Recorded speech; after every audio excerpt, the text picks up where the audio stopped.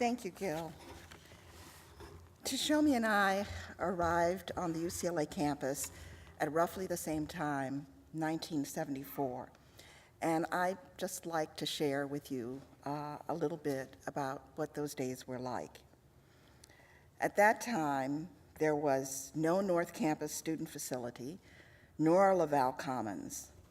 Rather, there was a gypsy wagon that was located near the north side of Haynes Hall. That wagon and its surrounding areas had features in common with a crossroads, and for some newcomers like me, it was also an oasis where we were likely to find kindred souls who might help quench our thirst for new conceptual and theoretical frameworks we believed our subjects and our topics of interest required. There was much concern during that period with better understanding and better representing the experiences and worldview of post-colonial peoples, which for some included the internal colony of African Americans.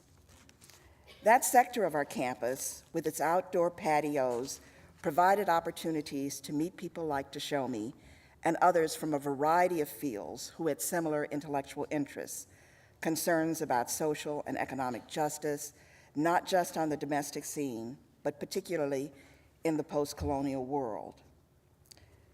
Teshome, like most of us, certainly took his work very seriously, but for him, it was not a matter of accumulating credits to secure academic advancement.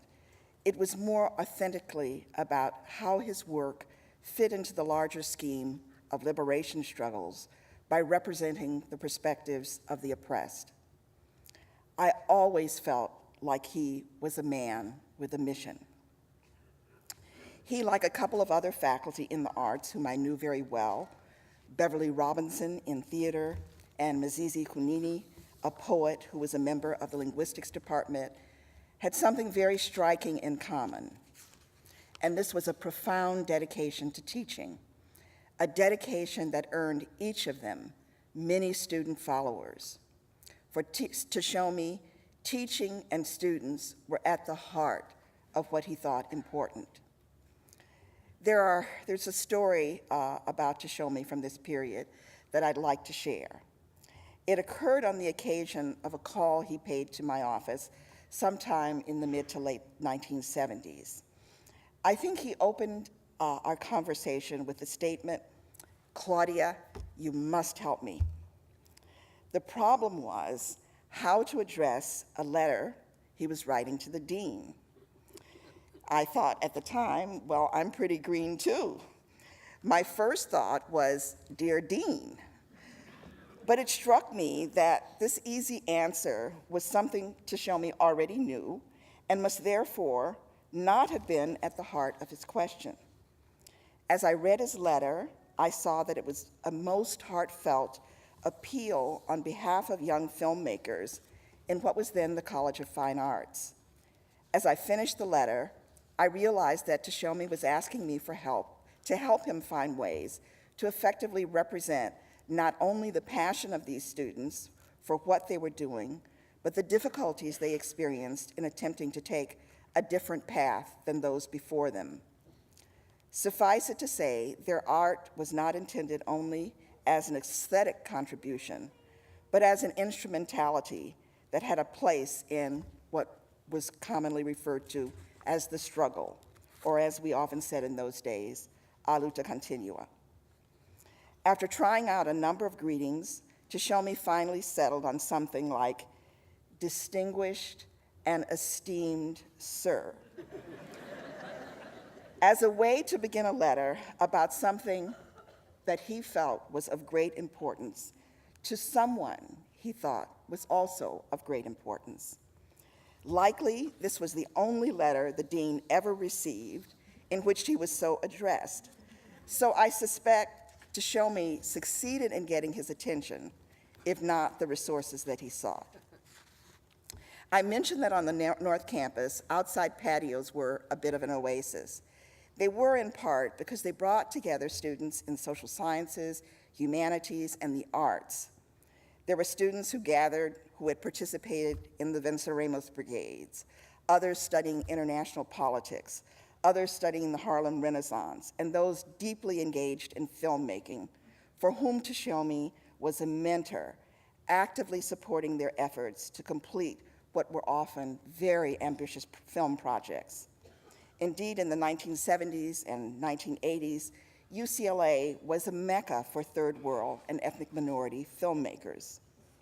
Many of our interdisciplinary and interdepartmental interactions centered on the post-colonial struggles of Africa and the Caribbean, the struggles in Latin America to fully liberate people and countries from the ancient regimes and US imperialism. These groups were joined by a substantial cadre of African-American students attempting to adjust their approaches to social and economic justice to the post-civil rights era.